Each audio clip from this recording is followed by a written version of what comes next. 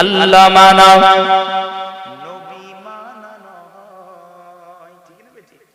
জোরে বলেন না কে আল্লাহ মানা নবী মানা নয়, আরে নবী মানলে আল্লাহ মানা হয়। আরো জোরে হবে না? আরে আল্লাহ মানা নবী মানা নয়, নবী মানলে আল্লাহ মানা হয়।